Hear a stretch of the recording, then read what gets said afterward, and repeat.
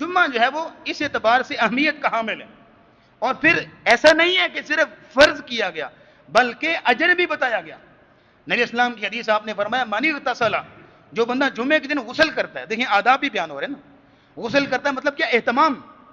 ثم اتى الجمعہ، پھر جمعے کے لیے آتا ہے، فصلى ما قدر له، اور پھر جو ہے وہ جو اس کے نصیب میں ہے نماز پڑھتا ہے امام کے آنے سے پہلے، جو 2 رکعت 4 رکعت جو اس کے نصیب میں امام کے آنے سے پہلے پہلے اس کو مل جاتا ہے اور وہ پڑھتا ہے. ثم انصت، پھر خاموش رہتا ہے، حتی یفرغ من خطبته، یہاں تک کہ امام اپنا خطبہ پورا سنا دیتا ہے، یہ بندہ خاموشی سے سنتا ہے. ثم یصلی معه، پھر امام کے ساتھ جو ہے وہ نماز پڑھتا ہے.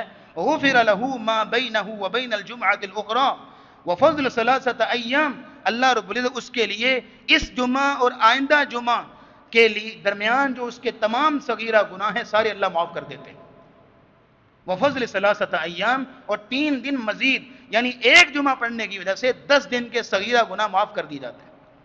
یہ فضیلت بھی بیان کی گئی اور پھر اس کا یہ ہے کہ پروٹوکول بھی بیان کیا گیا. اور یہاں اگر میں ایک جملہ آپ کے سامنے رکھوں کہ حدیثوں کو اگر آپ پڑھیں نا، کتاب الجمعہ، امام نسائی کی کتاب الجمعہ نکالیں، یا حدیثوں کے اندر جو چیپٹر آتے ہیں کتاب الجمعہ، ساری حدیثوں کو بیٹھ کے مطالعہ کریں، ایک جملہ آپ کو سمجھ ضرور آئے گا کہ حدیثوں کے اندر یوم جمعہ کی فضیلت نہیں بیان ہوئی.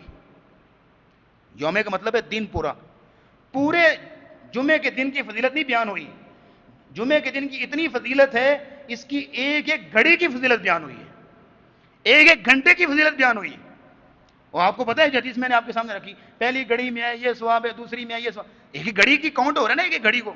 اور پھر کہا کہ جمعہ پڑھ کے چلے گئے، عصر کے بعد بیٹھ جو دعا کرنے کے لیے، مغرب تک وقت ہے تمہارے پاس، جو دعائیں ہیں، جو پریشانیاں ہفتے بھر کی، وہ ساری اللہ کے سامنے رکھو. انشاءاللہ مغرب اس دن بعد میں ہوگی، سورج غروب بعد میں ہوگا، اللہ تمہاری دعائیں پہلے قبول کر لے گا. عصر کے بعد قبولیت کی گھڑی رکھی جمعے والے دن. تو ایک ایک گھڑی قیمتی ہے جمعے کے دن کی، یہ نہیں ہے کہ صرف جمعے کا دن قیمتی ہے. بہرحال یہ ہے کہ وقت ہو گیا. یا اس چیز کو ذرا سامنے رکھیے گا کہ آداب سامنے ہمارے ہوں اور تقاضے ہمارے سامنے ہوں، جمعے کے دن کی اہمیت ہمارے سامنے ہو. اور پھر یہ ہے کہ مسلمان اس کو اہمیت دیں کہ جمعے کا دن ہے، ایک پورا یہ کہ پروٹوکول ہو، ایک چاؤ ہو، ایک شوق ہو کہ پورے اہتمام کے ساتھ. بلکہ صحابہ کرام کو اتنا شوق دلایا نبی اسلام نے، خیر ان کے زمانے میں تو کپڑوں کی کمی ہوتی تھی، آج ہمیں تو کمی نہیں ہے، الماریاں بھری ہوئی ہیں. نبی اسلام نے صحابہ کو یہاں تک کہا تھا کہ اپنا ایک لباس مختص کرو جمعے کے دن کے لیے، یعنی ایسا وہ اس کو اچھے طریقے سے یوں سمجھ لیجیے کہ جیسے پریس کر کے اپنا رکھ لو کہ میں نے یہ جمعے والے دن پہننا ہے. یعنی اتنا اہتمام سکھاتے تھے صحابہ کو.